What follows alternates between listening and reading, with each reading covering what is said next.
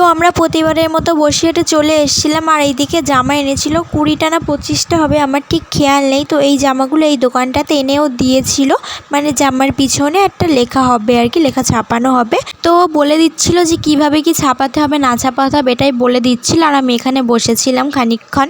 তো হাতে কিছুটা সময় ছিল, ও বলছিল যে চলো ঘুরে আসি।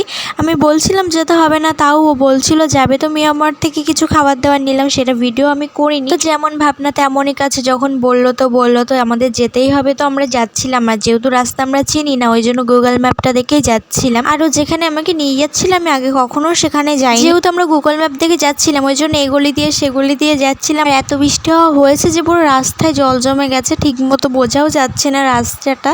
তো যাই হোক আমরা পৌঁছে গেলাম সেই জায়গাটায়, আন্দোলপোতা। আমি কখনো আগে যাইনি। আর জায়গাটা ভীষণই সুন্দর, পুরো চারি সাইডে জল আর মাঝখান দিয়ে একটা রাস্তা। জাস্ট আমার ভীষণ ভালো লাগছিল, আর এত সুন্দর ওখানে হাওয়া দিচ্ছিল। তো খানিক সময় ওখানে বসেছিলাম, আর যেগুলো মিয়ানমার থেকে এনেছিলাম সেইগুলোই খেলাম। তো ওগুলো আমি আর ভিডিও করিনি ফালতু।